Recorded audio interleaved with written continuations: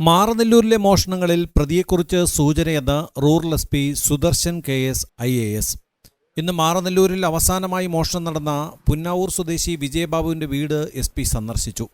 മോഷണങ്ങളുമായി ബന്ധപ്പെട്ട് DYSP അനുരൂപിൻ്റെ നേതൃത്വത്തിൽ പുതിയ സംഘം രൂപീകരിച്ചിട്ടുണ്ടെന്നും SP പറഞ്ഞു. 45 പവൻ നഷ്ടപ്പെട്ട വിജയബാബുവിൻ്റെ കുടുംബം SPയോട് ആശങ്കകൾ പങ്കുവച്ചു.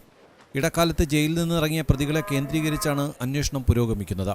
എന്നാൽ പുന്നാവൂരിലെ മോഷണം സൂചനയുള്ള പ്രതിയാണോ എന്നതിൽ SP കൃത്യമായി മറുപടി പറഞ്ഞില്ല. അന്വേഷണം നടത്തിക്കൊണ്ടിരിക്കുകയാണ്. ഈ കേസ് അന്വേഷിക്കുന്നതിന് വേണ്ടി ഒരു പ്രത്യേക അന്വേഷണ സംഘത്തെ നിയോഗിച്ചിട്ടുണ്ട്. അതിൻ്റെ അടിസ്ഥാനത്തിൽ വളരെ വിശദമായിട്ടുള്ള അന്വേഷണം നടന്നു വരികയാണ്.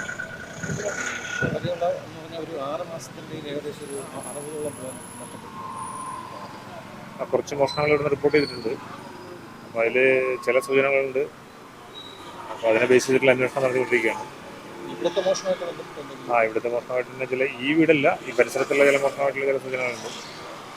അത് അന്വേഷിക്കുന്നതിന് വേണ്ടി സംഘത്തെ നിയോഗിച്ചിട്ടുണ്ട്. കൂടാതെ നമ്മൾ ഈ ജയിലിൽ നിന്ന് റിലീസ് ചെയ്തിട്ടുള്ള ആളുകൾ, സ്ഥിരം കുറ്റവാളികൾ, ഇത് മോഡസ് ഓപ്പറൻഡിയുള്ള പ്രതികൾ, അവരെ കേന്ദ്രീകരിച്ചുള്ള അന്വേഷണം നടന്നിരിക്കുകയാണ്. കഴിഞ്ഞ 2 വർഷത്തിനിടയിൽ 100 പവൻ്റെ മോഷണമാണ് മാറനല്ലൂർ കേന്ദ്രീകരിച്ച് നടന്നത്. അതിൽ 60 പവനും കഴിഞ്ഞ 6 മാസത്തിനിടയിലാണ് കള്ളൻ കടത്തിയത്. കുടുംബം റൂറൽ SPക്കുൾപ്പെടെ പരാതി നൽകിയതിൻ്റെ അടിസ്ഥാനത്തിലാണ് SP നേരിട്ടെത്തിയത്. അന്വേഷണം ഊർജിതമാക്കണമെന്ന് ആവശ്യപ്പെട്ട് കുടുംബം മുഖ്യമന്ത്രിക്കും പരാതി നൽകി.